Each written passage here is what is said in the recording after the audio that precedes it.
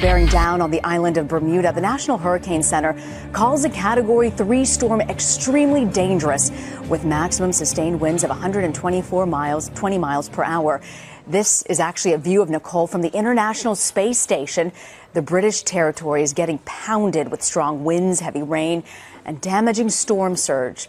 Our Don Daler is in the town of Hamilton with the latest, and he joins us by phone. Don, what can you tell us? What are the conditions there right now? Well, I'm sitting on the covered porch of the Coral Beach Club, and I have to tell you, I'm looking out now at palm trees that are still being buffeted by high winds. I'm looking at heavy surf, but it is much less violent than it was just a few hours ago.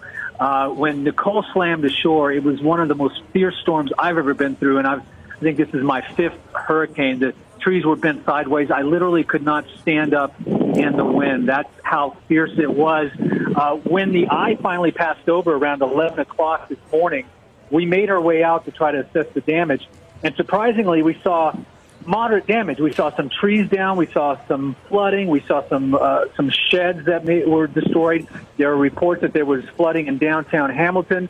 And I preface that all by saying that we don't know what's happening on the north side of the island now that the major part of the storm has moved past us here in the south to the north. But all reports that we're hearing is that there was not any serious damage and no fatalities, which is amazing because this was a terrific storm, just breathtaking in its intensity. And honestly, I think that there are three main reasons why it didn't suffer as much damage as almost any other place that faced a Cat 3 or a Cat 4 storm would. One is Bermuda is literally a volcano. It's built on an ancient volcano in the North Atlantic. And so that's incredibly strong bedrock that they've built the buildings into. Number two, they build their buildings like they're bomb shelters. They're foot-thick walls. They have concrete on top instead of shingles. They're built to withstand the multiple storms. And even though they don't get many major hurricanes through here, they get a lot of storms. And so they've created a community here that's prepared for that.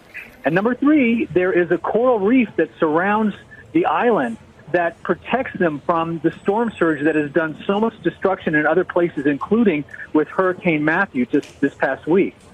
Scientists have discovered a new fault line in California that may explain the lack of a major earthquake that's years overdue. The newly discovered fault is called the Salton Trough. It's located underneath an inland lake called the Salton Sea. The trough is parallel to the San Andreas fault line, the largest in California. Scientists say the Salton Trough may be taking pressure off the San Andreas. The Salton Sea area was the site of a swarm of tremors in the past weeks. That pointed to the possibility of a major quake along the San Andreas Fault. It's been more than 300 years since a major quake has occurred along the San Andreas. Geologists say the Salton Trough was previously unknown because it was hard to detect under the lake's waters. Along with two other students, 18-year-old high school student Alyssa Ridenour is suing Pine Richland School District in Pittsburgh for violating trans students' constitutional rights. The school recently passed a new policy that forces students to use unisex bathrooms, or bathrooms corresponding to the gender they were assigned at birth. Already nationally a contentious issue, the school district's new policy is a step backwards for trans rights in a state where many school districts are moving towards more trans-inclusive policy. I'm Laura Harris, and we have some breaking news for you right now. Just in, Legoland is being evacuated after a bomb threat was made at the theme park. We're being told right now the theme park is sending tweets to people who were there saying the park will be closed for the remainder of the day. Winter Haven police are on scene right now trying to investigate to see exactly what happened. If you're not familiar with this area, take a look at this map here. Legoland is in Winter Haven off Cypress Garden Road. You see it right there, right near Lake Eloise. It sits on about 128 acres, so you can imagine what kind of undertaking it is to get all of these people evacuated from the park. This is the tweet that we got from Legoland just moments ago. Again, Winter Haven police investigating the validity of this threat right now. We're being told people in the park or who were tweeting at the park, they're getting tweets back from Legoland saying the park will be closed for the remainder of the day. We haven't heard any news of any injuries, anything like that. Again, they are investigating this bomb threat right now. We're working to get more information on this threat for you right now. We've reached out to Legoland and Winter Haven Police. Action Air 1 is on the way to the scene, and we will have updates on air and online. The number of hate crimes in the UK jumped 41% in the month after it voted to leave the European Union. Before the vote in June, the Leave movement was accused of being rooted in xenophobia, and after, some government officials claimed the Brexit results were used as justification to commit hate crimes. These stats are only correlational, but it's important to note that in the days immediately after the referendum, reported hate crimes doubled. Over 5,000 hate crime offenses recorded in the month after the vote were racially or religiously motivated. Since August, the rate of hate crimes has returned to levels seen earlier in the year, but 2016's numbers overall have been a big increase compared to the year before, which had already seen an unusually high number of hate crimes.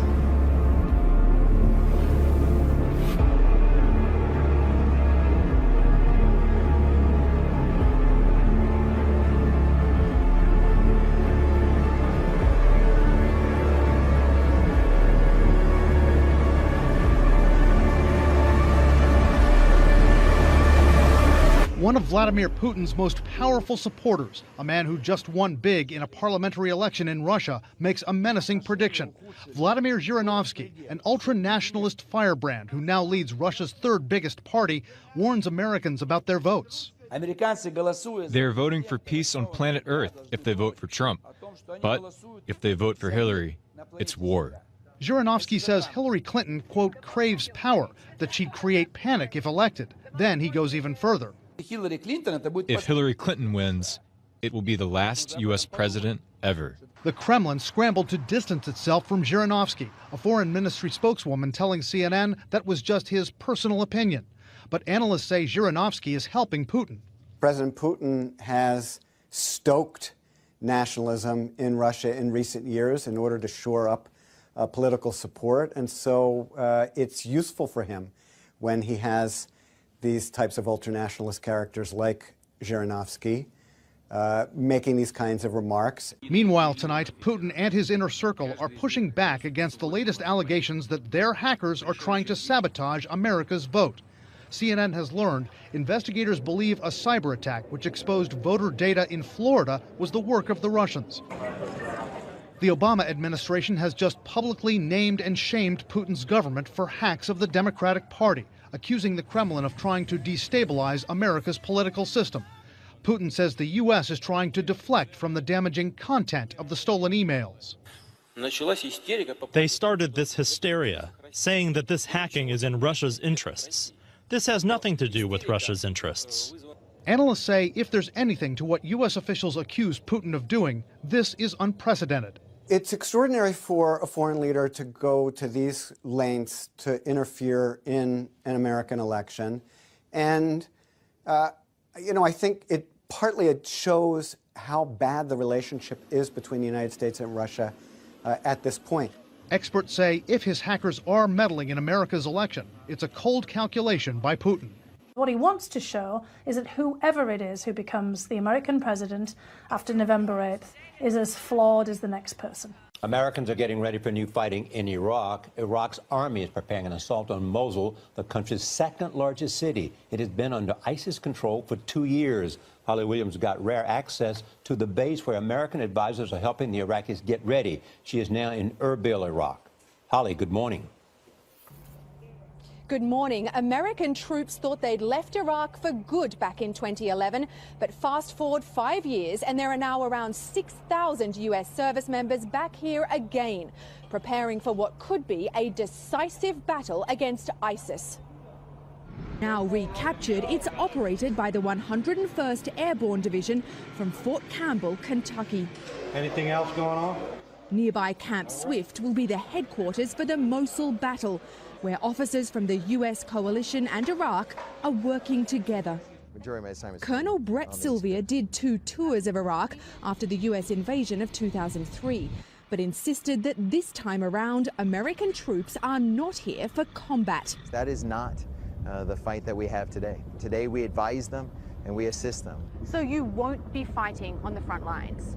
No. And yet we've seen Americans lose their lives here over the last few months. Well, this is a combat environment. It's not to say that it's not dangerous here.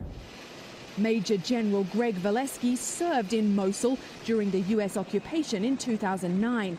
Now he's in charge of American ground forces helping to liberate the city. What we have seen is the enemy is pretty demoralized right now. Leaders leaving Mosul.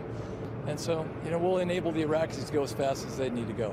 You're saying that ISIS leaders are fleeing the city, is that right? We get indications that they are leaving. Even so, Colonel Sylvia admitted that America's limited role here is sometimes frustrating. Certainly things are much easier when you're forward and you've got the rifle in your hand and you are maneuvering. You have great control over everything that you're doing. So it's harder to help the Iraqis than it is just to do it yourself? Isn't that always the case? Those U.S. officers told us there are still around 3,000 to 5,000 ISIS fighters inside Mosul, and they are laying explosives to protect themselves. Gail. Holly Williams reporting from Erbil. Thank you.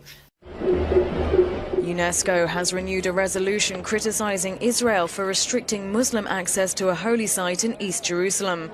The draft text repeatedly refers to the site, known to Jews as Temple Mount and Muslims as Al-Aqsa Compound, by its Muslim names.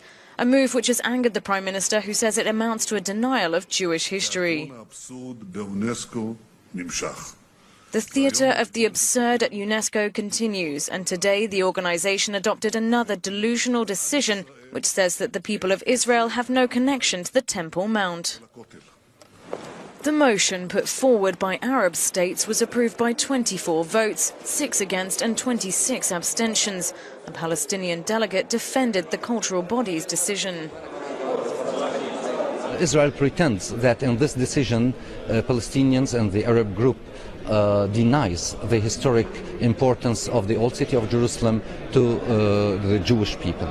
Actually, if you read the third paragraph of the decision, you will see that it starts by the recognition of the historic importance for the three monotheistic religions. The holy site, which was taken by Israel in the 1967 Six-Day War, has been the flashpoint of Israeli-Palestinian violence in recent years. One of these faces could be the next president of France. 7 right-wing rivals faced off in the first presidential primary debate to decide the Conservative nomination. They sparred over taxes, the bikini and national identity in a 2-hour TV show that produced few fireworks.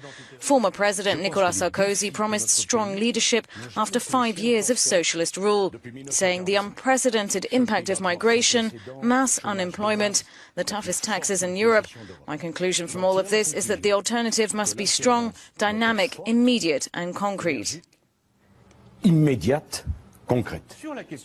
Polls showed that the more moderate frontrunner, Alain Juppé, was the most convincing candidate. We are diverse. We don't have the same religion, skin color or roots. We have to respect diversity, which contributes to our richness on 2 conditions. First, that it doesn't divide us, and second, that we strengthen what we have in common. If we only have differences, it doesn't make us a country. The candidates will get another chance to make a dent in Juppé's lead, with 2 more televised debates scheduled before the first round of primaries on November 20th.